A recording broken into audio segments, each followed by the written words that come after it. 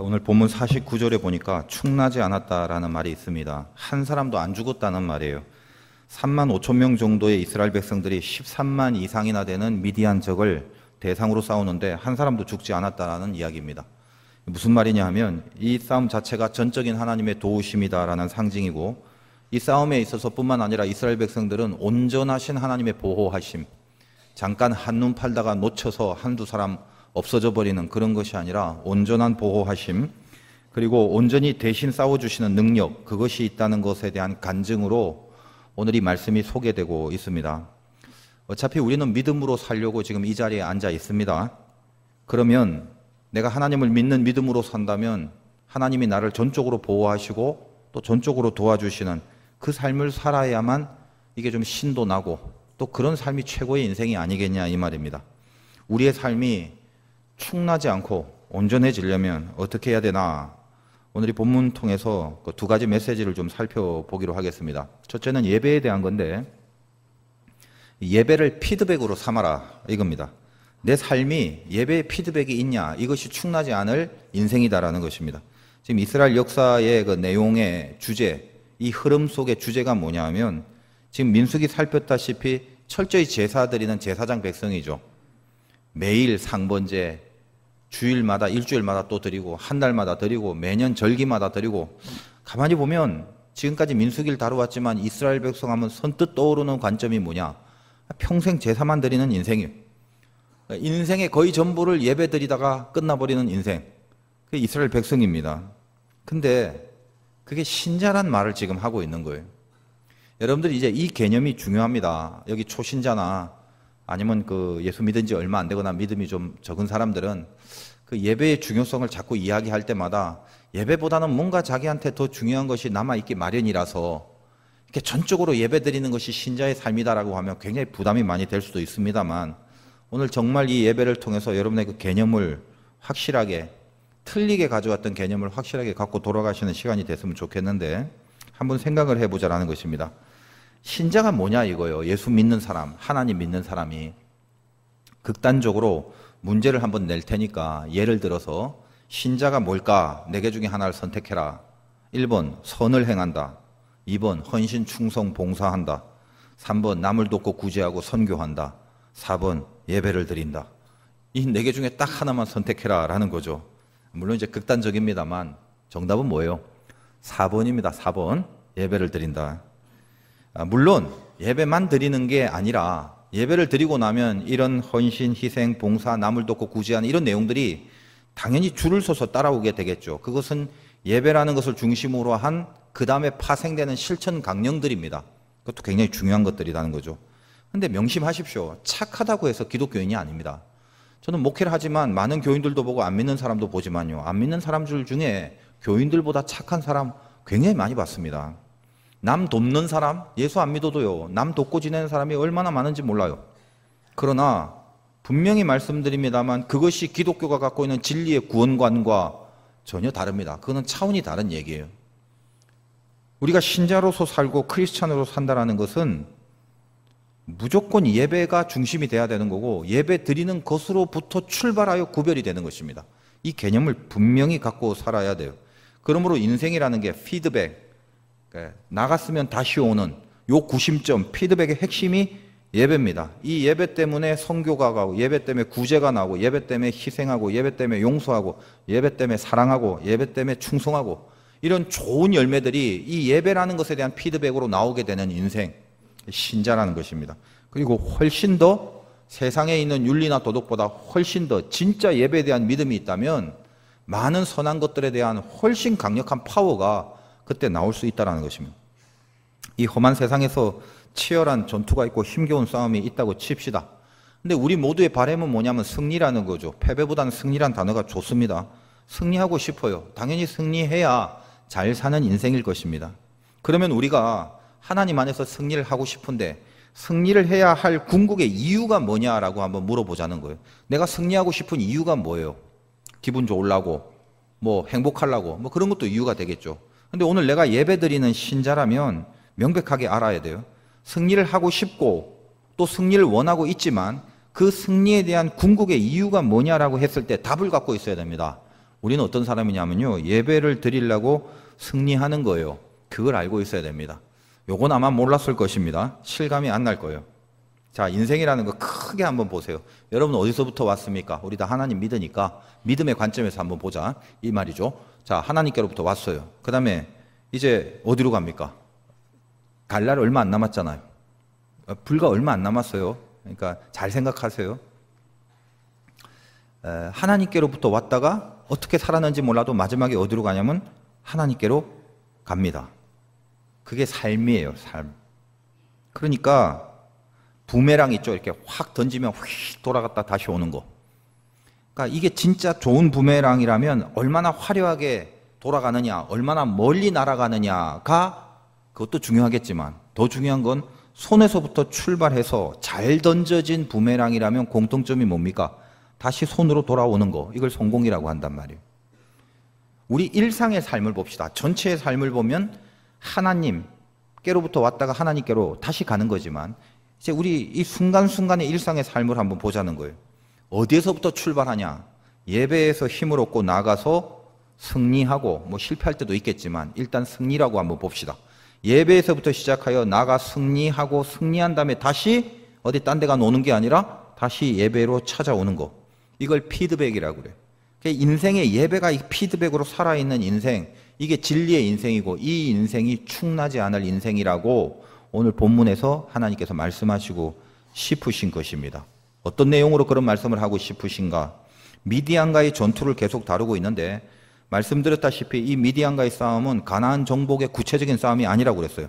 원래는 요단 서편으로 들어가 진짜 본격적인 가나안의 정복 전쟁이 있기 전에 이스라엘 백성이 싸움에 나갈 만한 자로서 갖추어야 될 정신 자세를 교훈하기 위하여 이 미디안과의 싸움을 상징으로 너희들의 내면의 때와 더러운 것들을 제거부터 해라.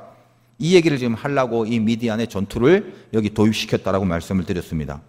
그리고 잊지 말아야 될 것은 지금 우리가 읽고 있는 이 미디안 전투의 싸움에 승리한 주역들은 출애굽 1세대가 아니라 출애굽 2세대라는 점이 굉장히 중요합니다. 출애굽 2세대의 스토리예요. 1세대는 어디 있어요? 이미 다 죽었어요. 실패했다는 것입니다. 크게 1세대들이 죽은 이유가 두 가지입니다. 첫 번째는 미디안의 이 싸움 전에 그 전에 가데스 바데아라는 곳에서 가나안을 정탐할 때 믿음의 정탐의 보고와 고백을 하지 못했죠. 그래서 일단 믿음의 실패를 봤어요.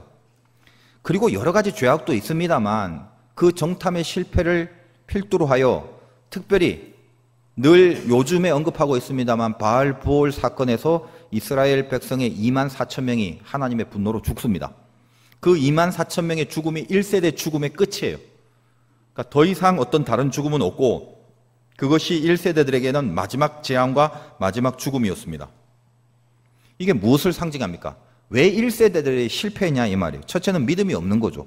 믿음이 없으니까 이거는 정탐에서 불신앙의 보고를 한 것으로 드러났고 사람이 믿음이 없어져 버리니까 예배의 자리에 피드백이 안 돼요. 예배의 자리를 이탈해서 삐뚤어지는 거죠. 그래서 뭐가 나타납니까? 바알부올의 사건, 우상과 음행하는 사건이 드러나더라는 것입니다. 결국 이 두 가지 사건이 영적으로 뭐다? 믿음이 없으니까 예배를 빗나가더라. 이런 말이에요. 그래서 바알부올 사건을 통하여 1세대들이 거의 전멸하고 출애굽해서 나와서 40년 동안 지내면서 그 밑에 자녀들, 이제 어린애들이 다 컸을 거 아닙니까? 1세대들 중에 가나안에 들어간 사람은 여호수아 갈렙 2명밖에 없어요. 그럼 나머지는 다 2세대들이고 오늘 본문의 내용도 2세대들에 대한 내용이에요. 이 미디안과의 전투에서. 이런 걸 가르쳐주고 싶었다는 겁니다. 하나님이 니네 1세대들 실패한 이유 잘 봐라. 너희 2세대들은 절대로 실패하면 안 된다. 그러므로 이제 가나안의 정복 전쟁을 앞두고 1세대들처럼 너희들에게도 어떤 상징적인 정신 자세를 준비해야 될 관문이 있다라는 거예요. 그게 이 미디안의 싸움을 통해서 하나님께서 이스라엘의 2세대들에게 요구하는 믿음입니다. 어떤 거냐? 너희는 1세대와 다르다 막. 1세대는 정탐해라 했더니 아이고 거기 못 들어가요. 거기 그땅 거민 너무 세요. 아이고 우리는 질 거예요. 그러나 2세대는 어때요? 미디안을 가서 정복해라. 미디안과 싸우라라고 했더니 한 명도 거기서 거부하는 사람 없어요. 제사장을 앞세우고 전부 다 나가 싸우더라는 것입니다. 안 돼요, 못 해요. 그런 적이 없습니다. 그게 뭐다? 믿음이에요, 믿음. 아까 1세대들은 그 믿음이 삐뚤어지니까 예배의 자리를 이탈해 버리죠. 2세대들은 이 미디안의 싸움에서 제사장을 앞세우고 전부 다 나가다 보니까 한 명도 툭나지 않고 승리를 하는 거죠. 그러므로 무엇과 연결돼요? 예배의 자리로 제대로 가더라. 이 얘기를 지금 하려고 하는 것입니다. 예배의 자리로 어떻게 가느냐, 이제 그게 핵심인데, 오늘 이 전리품의 분배에 대한 내용이 나와요. 복잡하고 뭐 내용이 많다 보니까 앞, 뒤 부분만 읽었는데, 그겁니다. 영적으로 이 바알부올의 사건을 극복하는 1세대들은 믿음이 없어서 예배를 삐뚤어지게 나간 것에 대한 죄가 바알부올의 사건인데, 2세대들은 이 영적 바알부올의 사건들을 극복을 해야 되잖아요. 왜? 이들은 믿음이 있었으니까. 믿음을 먼저 보였으니까, 하나님 앞에. 그래서 이 출애굽 2세대들은 한 명도 죽지 않고 축나지 않고 그들은 온전한 예배자가 되었다라는 말을 이제 하나님이 하셔야 되는 거예요. 오늘의 이 본문을 통해서. 이 구조를 갖고 말씀을 한번 들어보시기 바라요. 복잡하지만 간단하게 이 내용들을 한번 살펴보면 전리품들이 무지하게 많았어요. 만약에 하나님 앞에 예배 드리는 모습, 다시 말해서 나보다는 하나님이 훨씬 크다라는 생각이 있다면 당연히 이 전리품도 다 하나님의 것이라고 생각하겠지만, 하나님이 나보다 크지 않고 내가 훨씬 더 커버리면 욕심이 확 들어오게 되는 거죠. 그러니까 전리품이고 뭐고 이거 어떻게 내가 더 많이 가질까만 궁리하다가 결국은 멸망할 수밖에 없는데, 오늘 이 말씀 가운데 전리품들을 정확하게 하나님의 명령대로 나누고 있는 모습을 보게 됩니다. 32절 같은 데 보니까 예를 들면 탈취물, 군인들의 다른 탈취물 외에 양이 67만 5천 마리. 여러분, 양을 67만 5천 마리 한번 세보세요. 얼마나 많은지. 지금 여기 앉아있는 우리 성도님들도 지금 수백 명 되는데 이 사람들 다 셀라도 이거 귀찮고 힘들어요.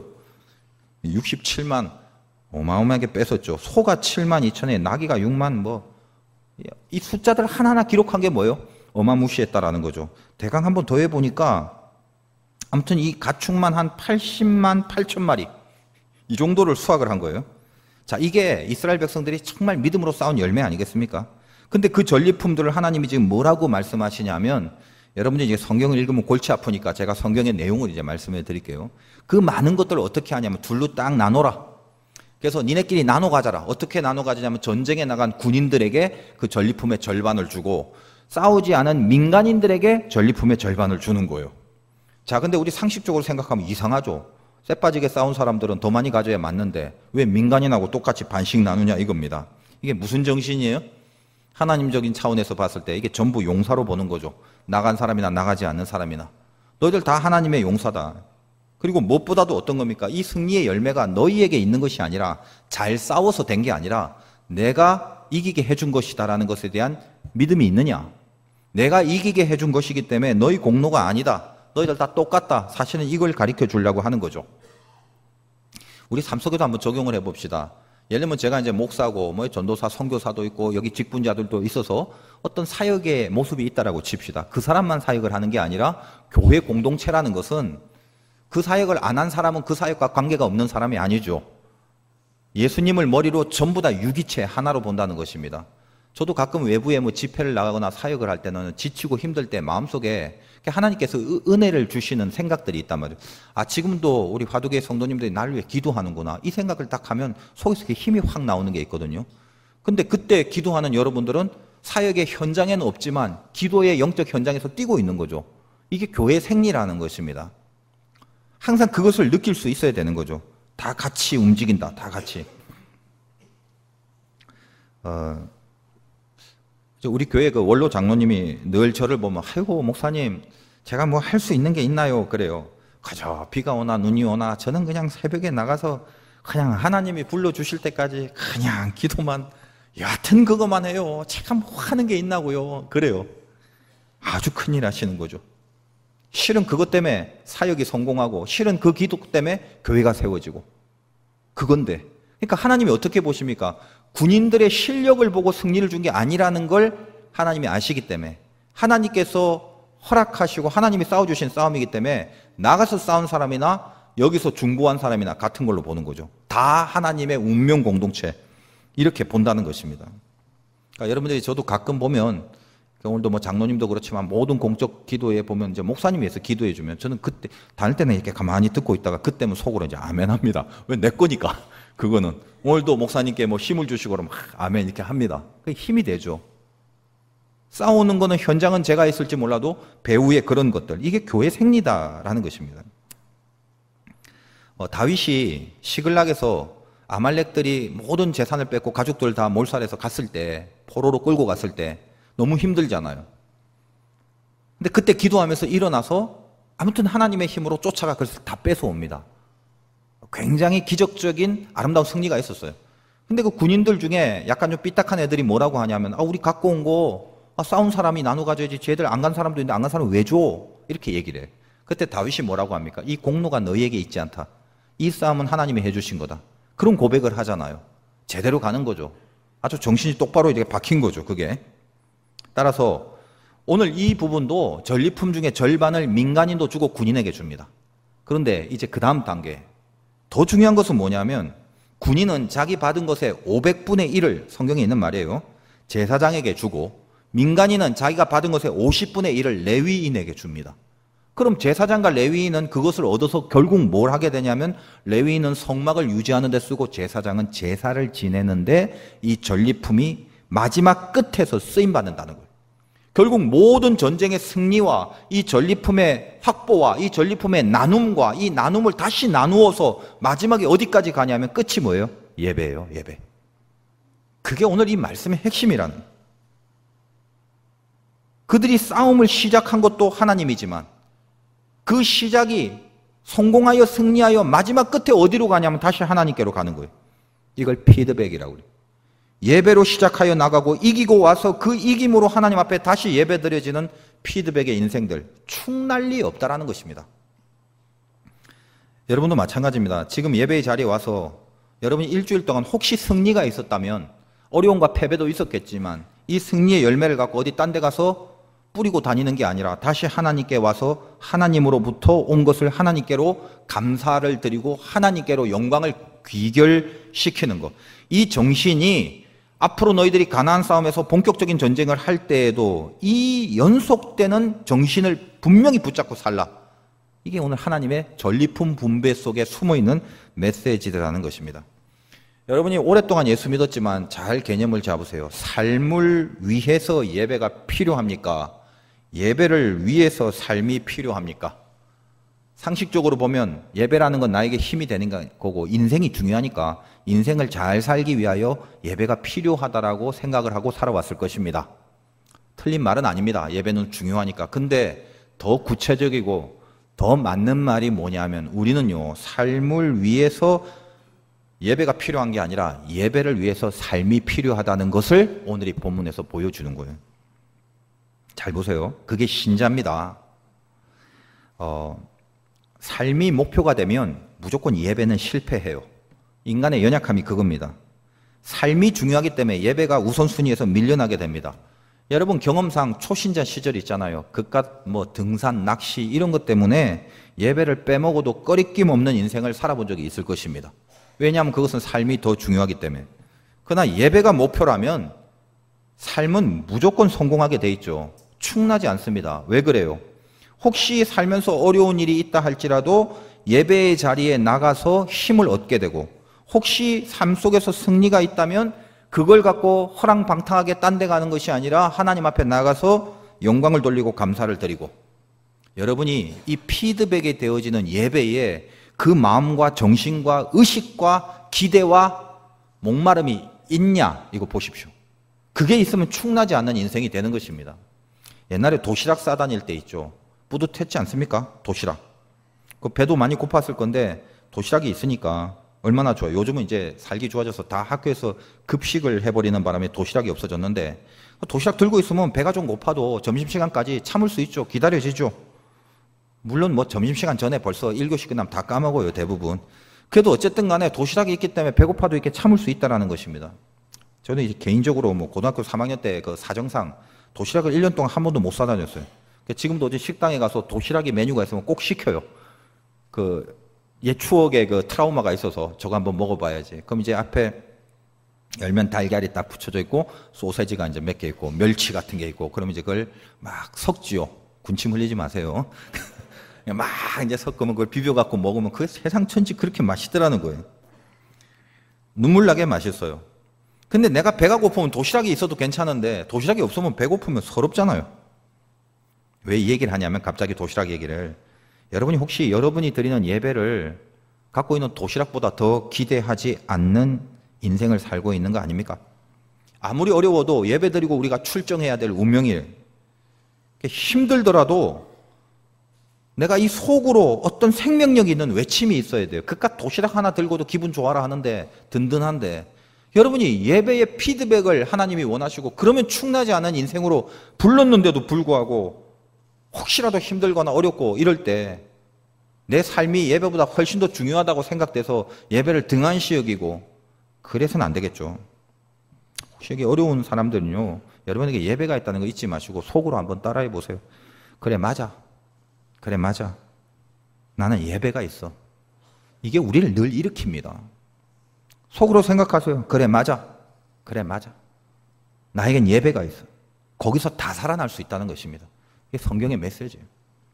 요즘 교계가 힘들어져서 또 교회도 많이 무너지고 교인들도 줄어가고 안타까움이 많은데 제가 우리 교회 말고 이제 밖에서 다른 교인들 만나 이야기하면 한 80%가 굉장히 큰 수죠. 한 80%가 자기 교회에서 드려지는 예배에 대한 희열이 없어요. 희열이. 가슴이 좀 들뜨고 말입니다. 좀 어려움을 일주일 동안 당했어도 이제 나의 그 교두보, 본부인 예배의 자리로 내가 다시 피드백이 가서 간다. 하나님 앞에 충전을 받을 것이고 또 잘한 게 있다면 하나님 앞에 영광을 돌릴 것이다. 뭐 이런 그 목마름과 이 실감들 이런 거, 막 그 기대에 찬 이런 거, 막 배고플 때 어디 맛집 찾아가라면 좋다고 찾아가고 막 기대에 차서 찾아가는데 예배에 나오는 발걸음은 어찌 그리 맛집만도 못한 발걸음들이 가득한지 이유가 뭐 여러 가지 있겠죠. 근데 뭐 그 이유를 다 지금 적나라하게 말할 수는 없고 어떻게든지 간에 예배의 위력이라는 걸 실감하지 못해서라는 거예요. 예배의 위력을 느끼면 이 예배가 나의 인생의 피드백이라는 것에 강력하게 붙잡히면요. 잘 되는 상황이든 못 되는 상황이든 항상 속에서 이 예배에 대한 기대들이 있다 말입니다. 여기다. 그래 맞아. 난 예배가 있지. 이 생각이 들기 마련이에요. 아무튼 다른 교인들은 모르겠고 우리 화두교회 성도님들은 여러분 인생의 예배가 피드백인 삶이 되길 바라요. 그걸 기대하는 인생. 제가 이단들 보니까요. 어떤 사람이 그럽디다. 어떤 한 이단은 서울에서 예배 드리려고 제주도에서 일주일마다 올라온대요. 제주도에서. 그 이단 부럽더라고요. 여러분 이단 본받을 게 얼마나 많은지 말아요. 우리는 이단에 열심히 10분의 1만 쫓아가도요. 하나님 나라가 금방 완성될 것 같아요. 이단 욕하지 말아요. 예전엔 제가 그랬어요. 교회는 집 가까운 곳이 좋다. 새벽기도 다니고 자주 교회 가고 예배 드리고 이렇게 권면을 했는데 요즘 제가 생각이 많이 바뀌어졌어요. 거리가 중요한 게 아니에요. 편하려고 하지 마라. 생명이 느껴지는 위력을 느끼는 예배, 그 예배를 드려라. 저 요즘 그렇게 권면합니다.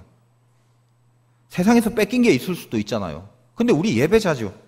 뺏긴 게 있으면 다시 하나님 앞에 나와 예배 중에 충전받고 하나님 이거 잃었습니다. 이거 뺏겼습니다. 이거 모자랍니다. 그리고 세상에서 얻은 게 있다면 오늘 이것처럼 전리품들 갖고 와서 하나님 앞에 나와 예배 중에 감사드리고 하나님 앞에 영광을 돌리고 여러분 예배를 위해서 인생을 사는 거예요. 그 마음이 딱 붙잡힐 때 능력이 쏟아집니다. 오늘 바꾸세요. 삶을 위해 예배가 필요한 게 아니라 예배를 위해 삶이 필요해요.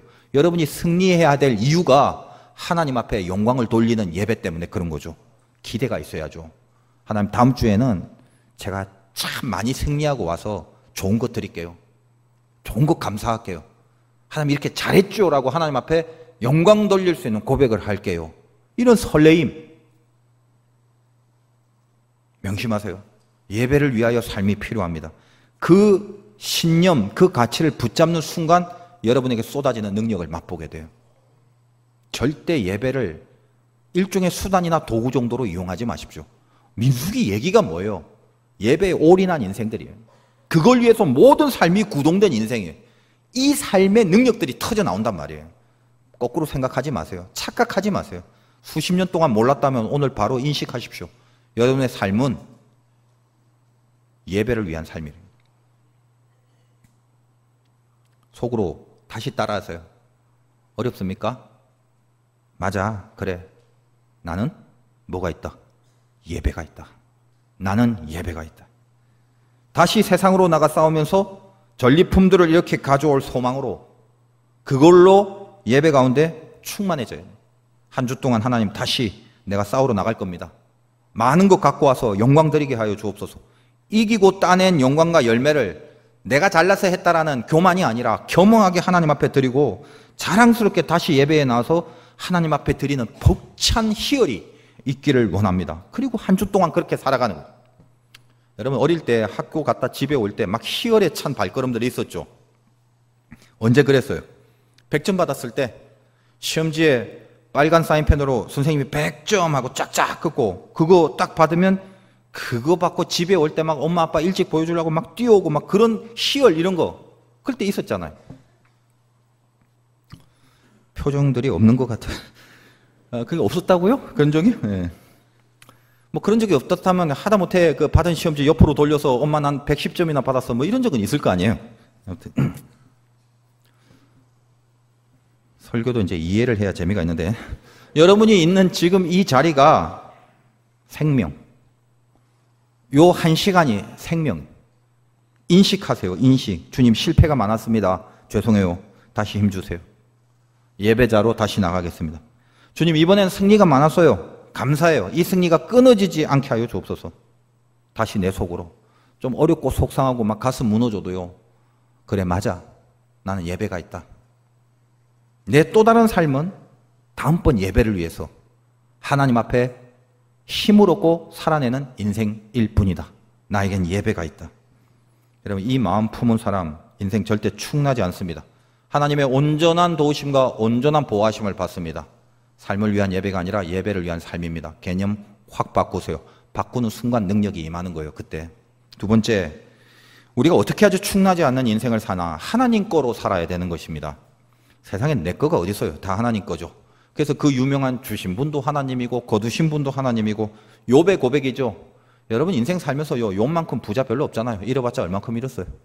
욥은 다 잃었어요. 거부였는데 오늘날로 치면 뭐 삼성의 회장쯤 되는데 와 다 잃어버렸어요. 그리고 그 아픔 이거를 딱 한마디 고백으로 다 극복합니다.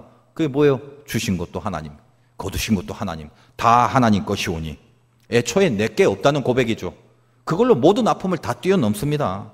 이 경지까지가 얼마나 힘든지 여러분 아실 것입니다. 그러나 진짜 믿음이 있다면 이거는 우리가 이상적으로 바라보는 경지가 아니라 진짜 실체가 돼야 돼요. 이 믿음이. 내게 아니라 하나님 거라는 거. 제가 카이로스 성경공부 교재할 때 앞에 프롤로그 좀 쓰는데 예전에 초등학교 때 소년중앙이라는 그 유명한 잡지가 있었습니다. 그걸 읽을 때 너무 어린 마음에 벅찬 감동이 돼서 지금까지 기억하고 있다가 제가 그 성경 교재 앞부분에 좀 실어놨어요. 그 땅콩 장사 이야기입니다. 땅콩 장사 아저씨가 구루마에 땅콩을 가득 싣고 있는데 어떤 꼬마가 너무 먹고 싶어서 그 앞에 보고 있는 거예요.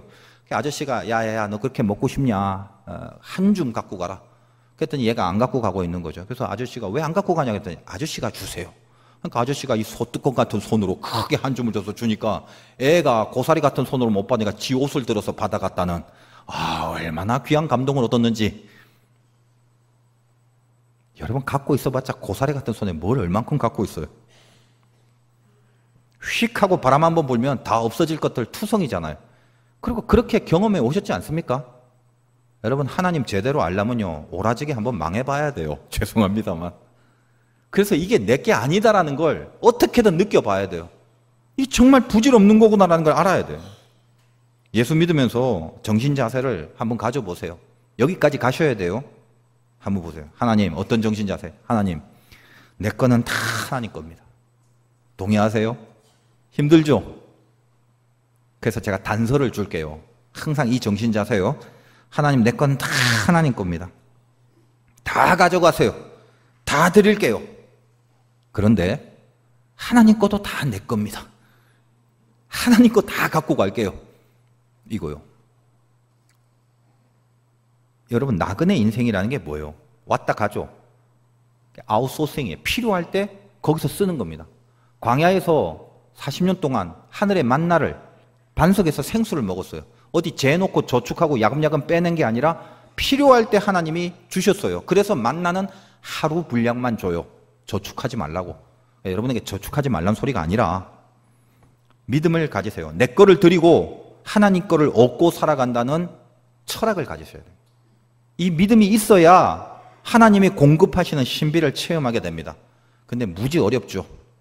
무지 어려워요. 이유는 뭘까? 뭐가 있어요? 믿음이 없으니까 그렇지. 하늘에서 만나를 먹어봐야 되고 반석에서 물을 마셔봐야, 그 공급을 체험하면서 살아봐야 가장 험악한 광야가 실은 가장 신비한 곳임을 알게 돼요. 여러분이 어렵고 힘든 광야에 던져졌을 때도 이 아웃소싱을 체험한 사람만이 그렇구나, 내 거로 사는 게 아니라 하나님 거로 살아가는 거다라는 체험이 있는 사람만이 이 신비를 동의하고 하나님 앞에 충나지 않는 인생을 살아갈 수 있다는 것입니다. 어차피 잘 생각해 보세요. 뭐 얼만큼 있으세요? 여러분의 건강, 뭐 재력, 뭐 인맥, 뭐 여러분의 포지션, 얼만큼 큰 걸 갖고 있으세요? 뭐 우리 교회 무슨 뭐 삼성 회장이나 현대 회장쯤 있습니까? 막 몇 조 갖고 있는 사람 있나요? 뭐 그 정도면 좀 뭐 그거 다 드리려면 좀 힘들 수 있겠죠.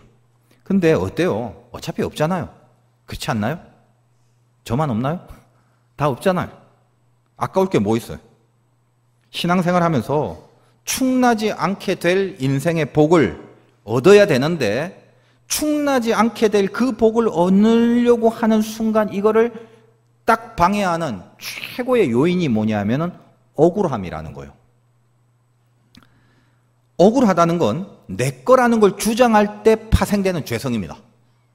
그럼 내 거라는 게 뭐냐면, 내 거는 네 거가 있어야 내 거가 있죠.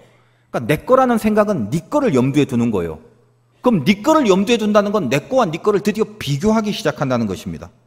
나는 이런데 쟤는 왜 더 크냐 이거죠. 그러니까 얼마 안 되는 거라도 쟤는 나보다 더 큰데 이거라도 놓치면 안 된다 싶어서 안 놓치려고 막 뺏기고 막 이러면 안 되니까, 억울하면 내 걸 뺏기면 얼마나 억울해. 이게 안 되니까 아둥바둥 막 이걸 붙잡고 있는 거예요. 그래서 하나님이 당신의 것을 공급하려고 해도 자기 거 안 놓치려고 주먹을 꼭 쥐고 있으니까 어떻게 하나님의 것을 받을 수 있겠어요?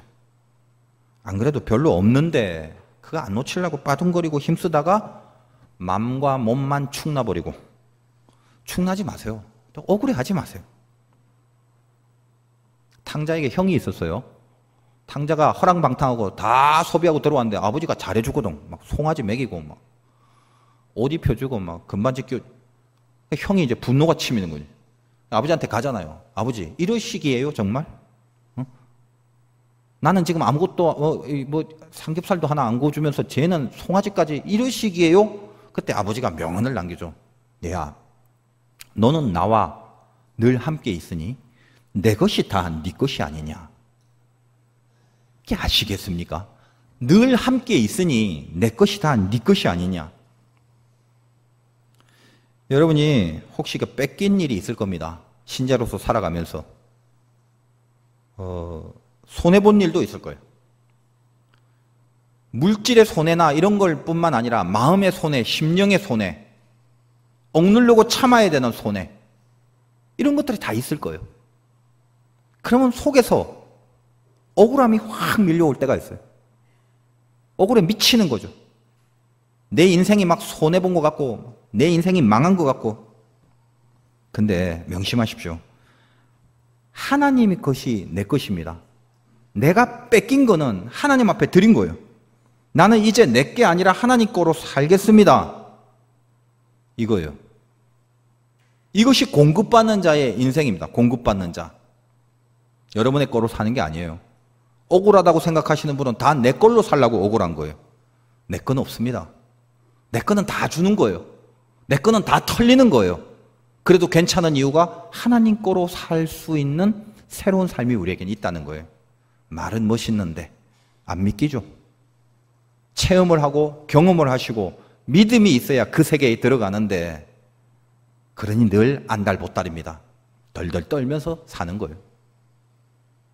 하나님 앞에 드린다는 게 그렇게 아깝고, 이게 없으면 늘 손해볼 것 같고. 여러분 평생 많이 벌었던 적도 있고 적게 벌었던 적도 있지만요, 적게 벌으나 많이 벌으나 늘 모자랍니다. 그게 인생이에요. 조금 넉넉해지면 하나님의 것을 하나님의 것으로 드린다고? 아니요. 넉넉해도 모자라요. 그러므로 하나님 거의 것을 하나님의 것으로 드린다는 것은 내게 아니다라는 고백이에요.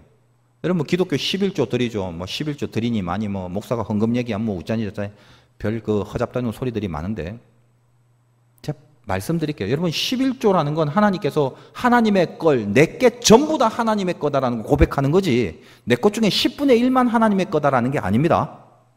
전부 다 하나님의 것이라는 걸 고백하는 상징이에요. 하나님이 무슨 뭐 돈이 없어서 못 사시겠어요? 그 고백과 그 신앙이 있을 때 가능한 헌금이 그거죠. 여러분 인생 가운데 아무튼 간에 마지막까지 믿어야 될 게 뭐냐면 나를 공급하시는 하나님이 내 옆에 있다라는 걸 믿는 거예요.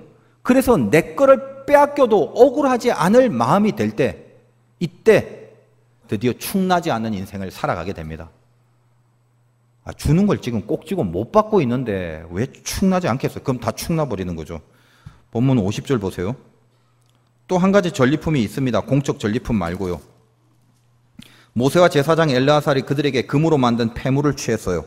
그 금이 도합 얼마다라는 얘기를 다 하죠. 근데 그게 53절에 보니까 군인들이 각기 자기를 위하여 탈취한 것입니다. 근데 각기 자기를 위하여 탈취한 것을 드리면서 54절 마지막에 이스라엘 자손의 기념을 삼았대요. 정리하면 이런 겁니다. 이 폐물은 공적인 전리품 외에 따로 군인들이 각자가 목숨 걸고 남들보다 더 어떤 센 그 싸움 속에 들어가 자기가 뺏은 물건들이 굳이 이것은 공적으로 내놓지 않아도 될 것들입니다. 근데 어때요? 자발적으로 이것을 하나님 앞에 드립니다. 이거는 내라고 하지 않았는데 왜 그래요? 이유가 계수를 해봤더니 싸움하고 온 사람들 한 명도 죽지 않고 축나지 않았다는 거예요. 이 너무 감사한 거예요. 그래서 자발적으로 이것을 하나님 앞에 드리고 이스라엘의 기념으로 살았대요. 기념이라는 게 뭐예요? 너희들이 이스라엘이냐? 하나님 믿는 사람이냐? 그러면 이 정신으로 살라는 것입니다. 이건 내가 그냥 쎄빠지게 내가 알아서 그냥 남들보다 훨씬 더 노력하고 이래서 얻은 건데? 내 건데? 이걸 왜? 이걸 뺏기면 얼마나 억울해?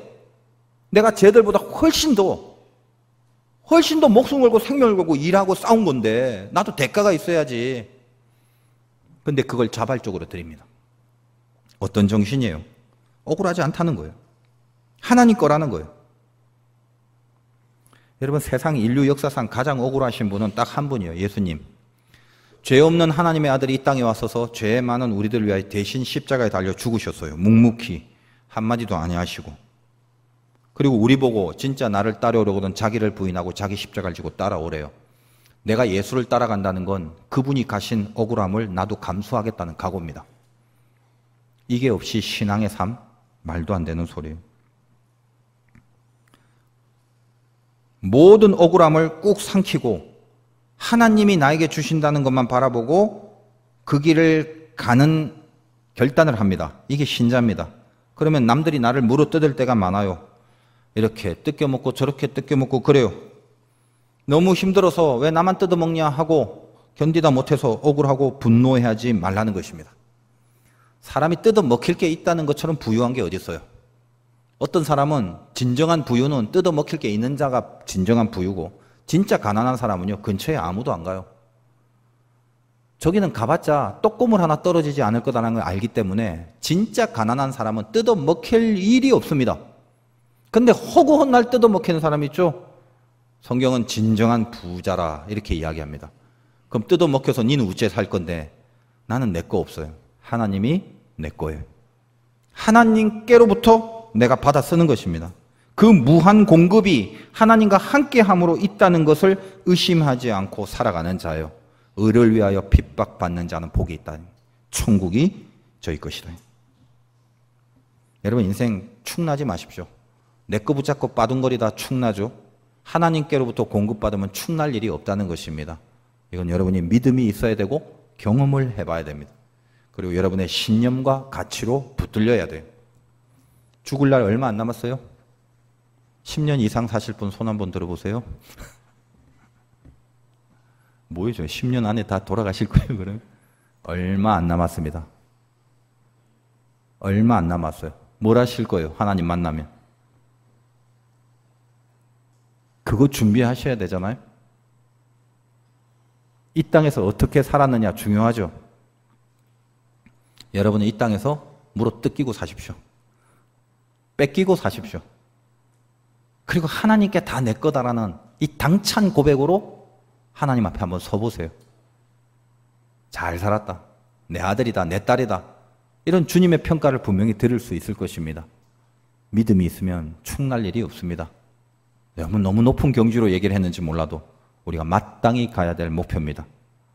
분투하시고 결단하셔서 여러분 인생에 억울해하지 말고 내 거 주고 하나님 거로 공급받는 삶 사시기를 주님의 이름으로 축원드립니다.